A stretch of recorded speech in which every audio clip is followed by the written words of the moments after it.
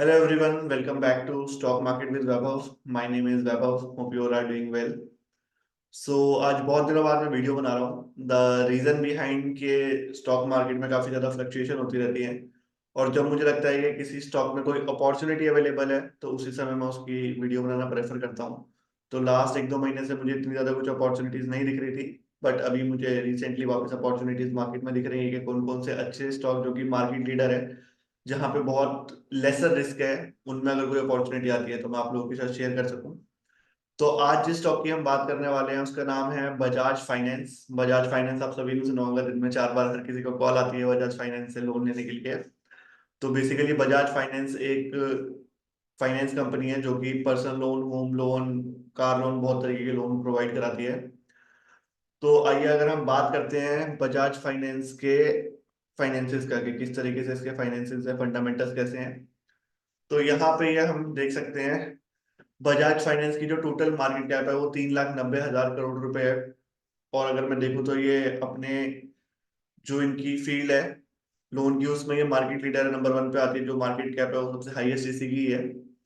अब अगर मैं बात करूं कंपनी का करंट का जो भी शेयर का प्राइस चल रहा है वो 6,311 रुपये चल रहा है. जो 52 वीक में हाईएस्ट गया था वो 8,152 रुपये गया था और लोवेस्ट गया था 5,486 रुपये. अब एक बहुत इसमें इंपॉर्टेंट चीज है जो कि है पी. पी की अगर मैं बात करूं तो of course price earning ratio आप सब लोग जानते ही हैं. ये 28.3 चल रहा है और मेरे हिसाब से पिछले 3 साल का ये सबसे लोएस्ट पी है.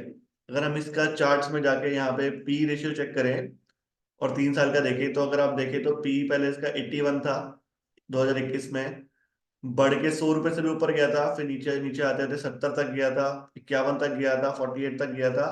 और आज की डेट में अगर मैं देखूं तो इसका पी यहाँ पे है समथिंग 28, जो कि सबसे नीचे. राइट. तो पी इतनी अच्छी कंपनी का अगर हमें इतना कम मिल रहा है तो वो एक अच्छी बात है, वो एक अपॉर्चुनिटी है.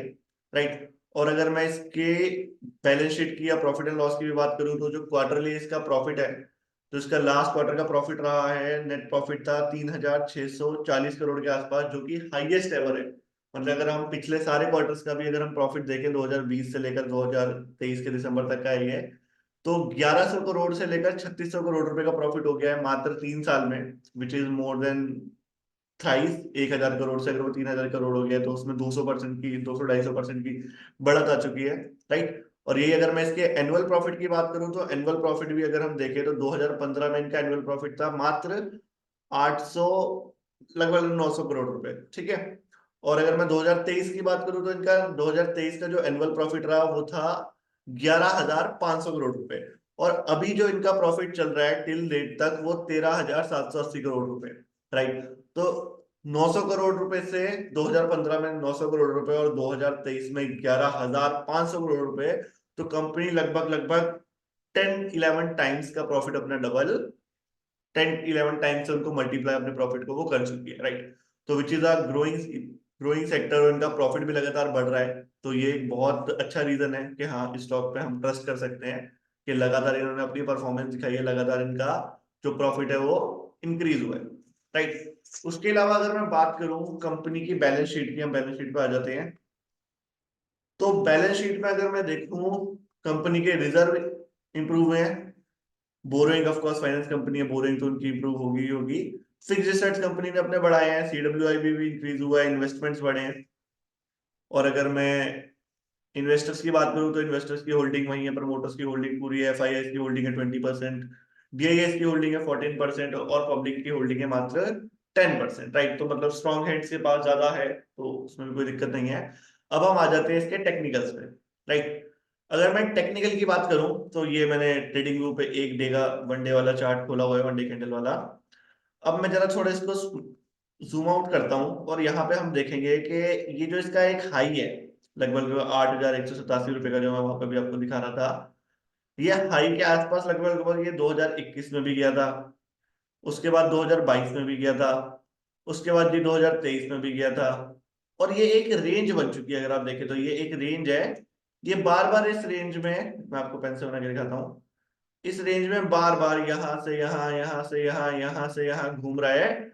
और ये जो रेंज है लगभग लगभग ये रेंज है 40-50% की. राइट. इसी रेंज में घूम रहा है कि 20-30% गिरता है, फिर 20-30% उठता है, फिर 20-30% गिरता है, फिर उठता है। तो कंपनी का 2021 से लेकर आज तक, जैसे अभी मैं प्रॉफिट की बात कर रहा था, 2021 में कंपनी का प्रॉफिट 4,000 करोड़ था, आज 11,500 है। तो कंपनी का प्रॉफिट तो जी 2021 से लेकर आज तक डबल हो चुका है। बट कंपनी का जो जी प्राइस है, स्टॉक का जो प्राइस है, वो 2021 में भी वही 6-7 हजार रुपये घूम रहा था, आज 2022 में भी वही घूम रहा था, 2023 में वही था, 2024 भी आ गया है और अभी भी थोड़ा नीचे आ रखा है। तो ये कहानी लंबी तो चलनी नहीं है, कोई ना कोई टाइम तो आएगा ही जब इसके स्टॉक को ऑफ कोर्स रैली लेनी पड़ेगी। बट अभी मैं कोई बड़ी रैली की बात नहीं करता, अभी मैं एक बेसिक टारगेट की बात करता हूँ। बेसिक टारगेट क्या है कि अभी इस स्टॉक का प्राइस चल रहा है 6,311 रुपए। हम मान के चलते हैं कि यहाँ पे काफी अच्छा इसके सपोर्ट है, और जिस तरीके की ये रेंज बाउंड चल रहा है, इसी तरीके से रेंज बाउंड होके वापस अपने नियरेस्ट हाई तक भी अगर जाता है, तो करंट प्राइस से लेकर जो नियरेस्ट इसका हाई है वहां के लिए भी हमें लगभग लगभग 30% का गेन मिलता है। अगर हमने ये अभी ले लिया और आज से 6 महीने बाद में, मैं कह रहा हूँ, ये अपने नियरेस्ट हाई तक चला गया, जो भी इसका लाइफ टाइम हाई है वहां पे अगर ये चला गया, तो हमें लगभग लगभग 30% का गेन मिलेगा, which is pretty much okay in the stock market. 30% का गेन 6 महीने में बहुत अच्छा होता है। मैं कह रहा हूँ चलो 6 महीने में भी नहीं आता, ये 7 महीने में, 8 महीने में, 10 महीने में, एक साल में भी अगर हमें 30% का गेन मिल जाए, तो विच इज गुड इनफ। और यही अगर हम थोड़ा वेट करें और हम देखें कि ये जो इसकी नियरेस्ट सपोर्ट है यहाँ पे आ जाता है, फिर यहाँ से लेके जब यहाँ पे स्टॉक आ जाए लगभग लगभग 5,900 या 6,000 रुपए तक, तब हम इसको बाई करें और ऑल टाइम हाई के लिए वेट करें, तो वहां से लेकर ऑल टाइम हाई लगभग लगभग 35-36% का रिटर्न बनता है, राइट। तो मेरे हिसाब से ये इस टाइम पे one of the best opportunity है मार्केट में, क्योंकि कंपनी के फाइनेंसेस बहुत बढ़िया है, company of course long term से काफी अच्छा परफॉर्म कर रही है। और बजाज जैसी कंपनी पे किसी को कोई डाउट तो है नहीं कि ये आज बंद हो जाए, ऐसा तो कुछ होने नहीं वाला, राइट। कंपनी लॉन्ग टर्म है, 2015 से लेकर आज तक इसने अपने प्रॉफिट को 10 टाइम्स कर दिया है। इन्वेस्टर्स का जो होल्डिंग है वो सालों साल से बरकरार है। इन्वेस्टर की होल्डिंग में 2017 में भी उतनी होल्डिंग थी, 2023 में भी उतनी है। एफआईआई की होल्डिंग बढ़ती जा रही है, डीआईआई की होल्डिंग बढ़ती जा रही है। तो एफआईआई डीआईआई जो इंस्टीट्यूट है जिनके पास इतना पैसा है, उनको इस कंपनी पे बिलीव है, तभी तो इतनी होल्डिंग करके बैठे हैं, राइट। प्रमोटर्स को अपनी कंपनी पे बिलीव है, तभी तो होल्डिंग करके बैठे हैं। बट एक पब्लिक ही है जिनसे सारा जो भी है स्टॉक्स खरीद के एफआईआई और डीआईएस ने खरीद लिए। क्योंकि अगर हम देखें तो पब्लिक के 16 से 15 हो गए, 15 से 11 हो गए, 11 से 10 हो गए, बट पब्लिक को चिंता है नहीं, पब्लिक बेचे जा रही है, एफआईआई खरीदे जा रहे हैं। कुछ टाइम ऐसा आएगा पब्लिक में 5% होगा, एफआईआई डीआईए और अपना बढ़ा लेंगे। फिर जब कंपनी जब रैली पकड़ेगी, तो प्रॉफिट ले रहे होंगे बड़े बड़े इंस्टीट्यूट और रिटेलर्स बैठ के देख रहे होंगे, राइट।